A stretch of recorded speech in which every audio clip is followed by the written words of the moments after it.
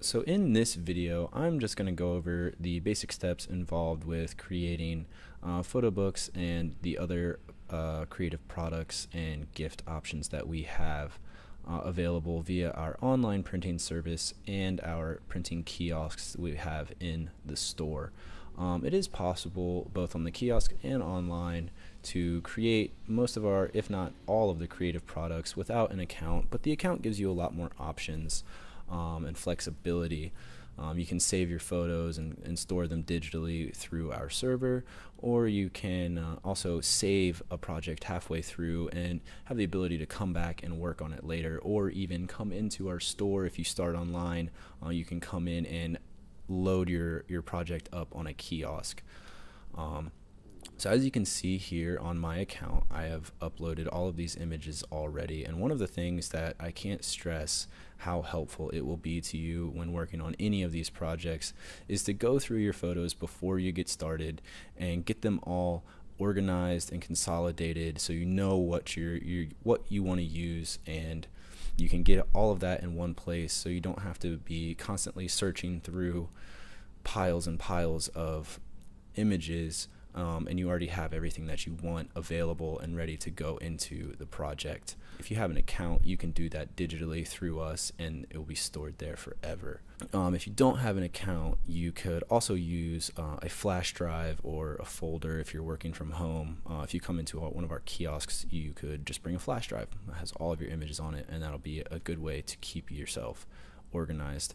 I'm just going to go ahead and click on photo books, click through some basic options here just so I can show you guys what all this looks like. There are a lot of styles that we offer for our photo books and other projects, everything from newborns to welcome home to Valentine's Day, weddings, all sorts of things you can imagine wanting a photo project for. I don't need any of these fancy options, so I'm just going to click on neutral and hit next here. If you have an account, you can use this page here where you get to name your project to help keep yourself organized if you were to quit working on it and save it to come back to later. Once you get to this page here, you'll see here all the pages in your photo book. You can change the layout by clicking on this little 4 square option button here, and then you can see all the different layouts that we offer for our photo book pages.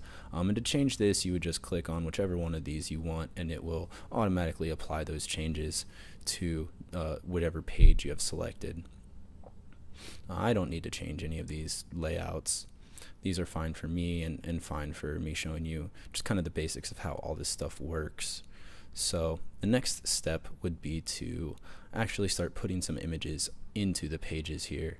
And to do that, you want to go to your collections and bring your photos up, and then you just click right here in this box, and then you come over here and you click on whichever picture it was that you wanted on that page, and it automatically is loaded into the frame there. You can add some text. I'm just going to put a few quick words here so you can see kind of what that looks like. It's very simple, easy to do, and you can navigate with these little arrows and just cycle through the pages, or you could see, as I was doing earlier, clicking on that thumbnails button, go up and actually see the entire book laid out in front of you, and that way you can jump around from page to page as opposed to having to just cycle through them one by one. One other thing that I will tell you is an option here. A lot of times the box that the image goes into won't match the size of the image, so you can actually move that around and make sure that the part of the image you want to be displayed prominently is what is being shown.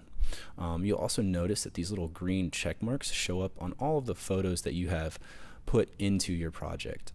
That way it helps you prevent any duplication of things on different pages, and also to help make sure you get all of the pictures that you wanted into your project.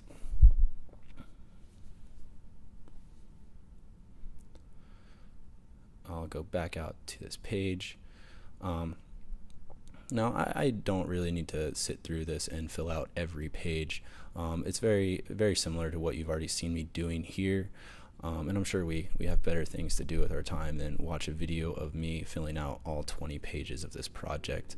I will mention that this save option, this can be very convenient. Say in this current state where I am now with 3 pages done, something comes up and I have to leave this, I can hit save and then come back to it whenever I want, even come into the store and use my account to log in and load this project in the store. But this is only something that you can do if you have an account with us. Otherwise, you would have to sit here and finish the whole project in one sitting. As you can imagine, having an account with us just gives you a lot more flexibility. It makes the whole process much easier. You can store your photos digitally with us so that they're there when you need them and ready to go. And you can, take advantage of that save feature and even come in and bring your half-finished project into the store, and we can help you put the finishing touches on it. Once you're done with everything, you just click add to cart, select your quantity, advance to the next screen, and you'll do checkout here. And you won't actually pay online. You can pay for the product in store when you come to pick it up. But we still would like to have some basic info from you here, so we'll just confirm that we have your phone number, name, and a few things like that so that we can contact you when your product is finished. And it's a very, there are prompts. Everything is very straightforward from here on out. So I hope that you have found this video helpful and that you can use this information to improve your memory making process in the future.